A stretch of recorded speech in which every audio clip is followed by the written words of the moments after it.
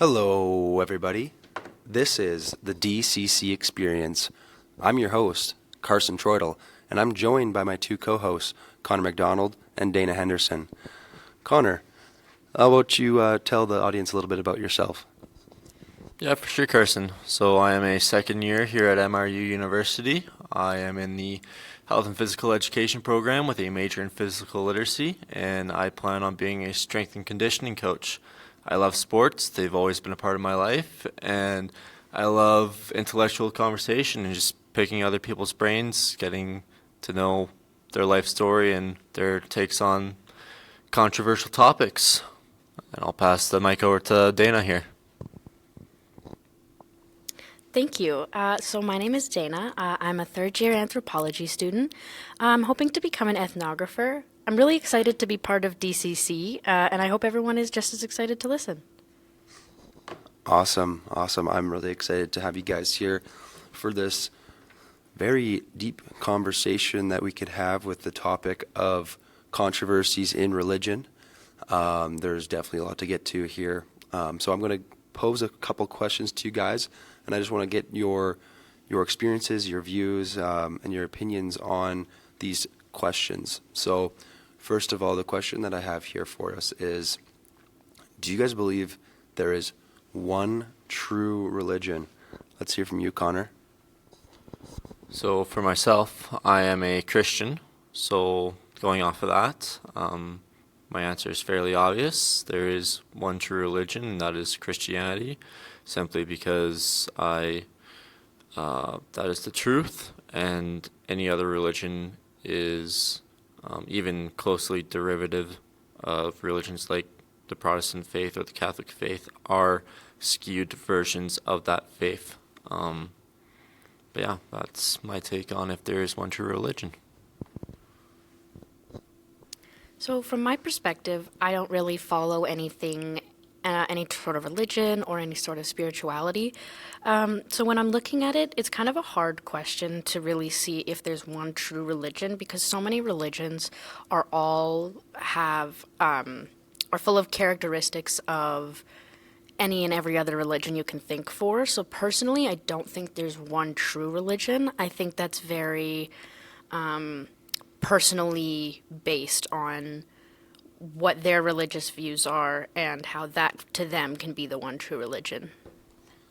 Yeah, I think just the fact that there are multiple religions makes it hard to just say that your religion is true, because at the end of the day, with religion, it comes down to faith. So you're believing that something is true, because you may not see it. There may be historical stories and things you can go back on in history to try to prove the point of your religion and say, this is why my religion is more accurate or more true than another religion. But just with the fact that there are so many different religions, and religions are based of different origin of your country, your nationality, your ethnicity, and all the cultures that are involved in that. It depends where you come from. So I think that with where you grew up, you're probably that's going to determine or be a good determinant for what religion you're following. And yeah, so for me, I grew up as a Christian. I went to church, but life kind of happened. I got really busy with sports, and I stopped going to church, and religion wasn't really at the forefront of my mind. So more within the last, 6, 7, 8 years, I haven't really thought of religion as much as I used to when I was younger. And so I've grown an open mind about religion, and it's made me explore other religions. So it's hard just to say that there is one true religion. Do you guys have anything else to add? All right. Well, this would be a good time to give a little thanks to our sponsor, Grammarly. Transform your podcast into a masterpiece with Grammarly, the ultimate tool for seamless editing and captivating storytelling. Try it now and take your podcast to a new height. Okay, so I got another question for you guys, and this question is, do you need spiritual fulfillment or a spiritual religious belief to be happy in life?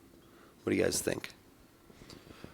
So my take on this is that you do need some sort of spiritual fulfillment because people have spiritual needs, much like they have physical and emotional needs. You need the material, you need physical objects to sate your physical needs. You need emotional relationships with people to sate your emotional needs, and you have spiritual relationships, whether that be through theistic, polytheistic, or non-theistic religions, such as like Buddhism or Taoism or Christianity or Catholicism or Islam or this, that, or the other thing. I think ultimately you do need some sort of spiritual fulfillment in life to complete yourself. Like, you can be happy with just two of the three or one of the three, but you definitely be more happy with all three, I'd say.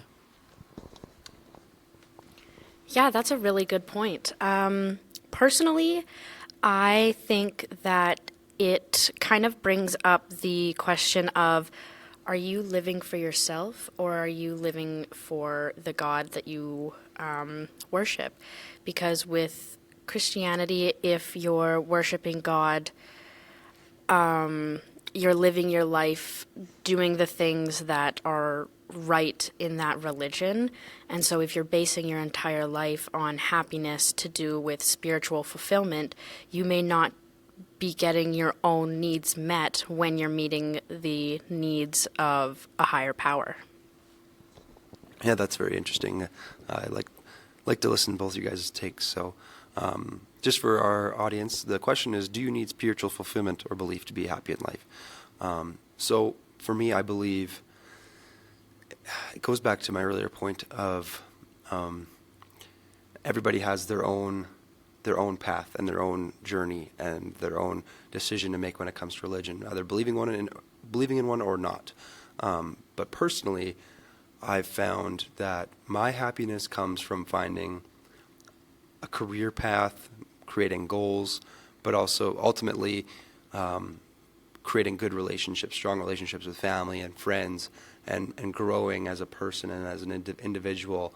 And especially I can prove that having a spiritual fulfillment or belief necessarily hasn't been what's made me happy, because these last 6, 7, 8 years that I've really had more of an open mind and haven't really practiced my Christian faith, I would say I'm quite happy, and my happiness ultimately does come from those relationships and my career path and whatnot.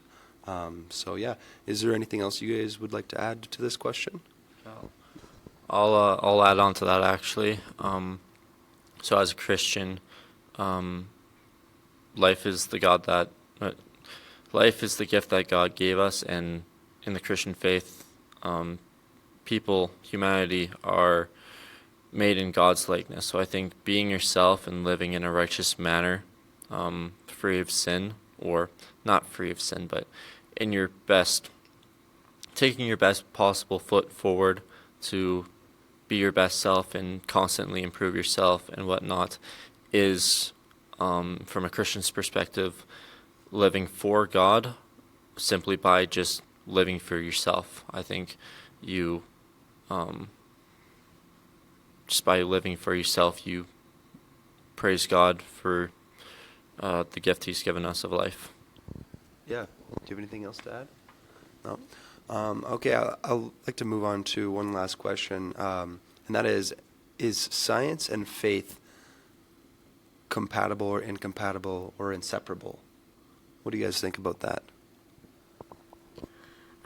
Personally, I think that science and religion are two very different things. They're both equally as important on their own, but I don't think that there's room for religion in science, because personally, when I'm looking at religion, I look at a lot of it being speculation.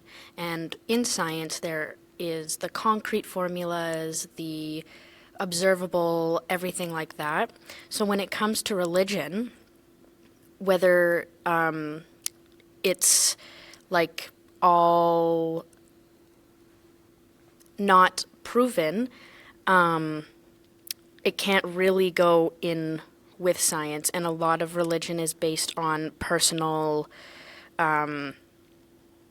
just personal ways to practice that, and science isn't about personality, all of that stuff. There's no room for that in science because it's not something that's concrete.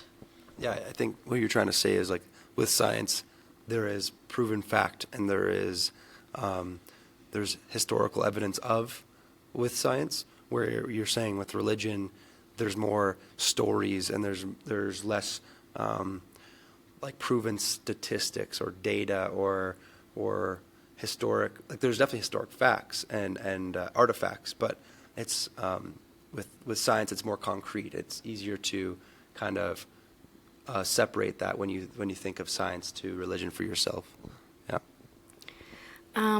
With my degree, I study a lot of evolution, so that's another part when I'm looking at religion that doesn't make a lot of sense to me because I've known and seen like the proof of that evolution. So I think that's a big thing that's stopping me from following a lot of religion, is that heavy belief in full human evolution.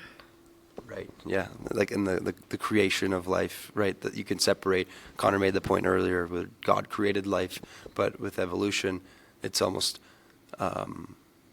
like the history of how life was created and whatnot. So they are two different points. What do you want to say about this, Connor? So my views on this are, I would say, rather controversial in both the Christian community and just other communities who look upon Christians. And my thoughts are that religion and science go hand in hand. They are inseparable. If you have a higher being who wants to create something, they need some sort of order to do that, and that is science. So you have the Big Bang, you have evolution, you have all this stuff, and all that is true. And people may argue, Christians specifically, that God made the world in 7 days, but that's just something for us to conceptualize. It didn't actually take 7 days. It could have been millions upon millions and millions of years. And I also find that a lot of Christians make things a lot about faith and aren't really grounded in reality. Like, they go hand in hand. You can't have one without the other. Like, you do have miracles and whatnot, and those are acts of God, and they appeared when Jesus was alive, when God was in a physical, tangible form to change the universe and have those miracles of like multiplying one fish and one bread into thousands to feed thousands of people. So just stuff like that. So that's my take on that.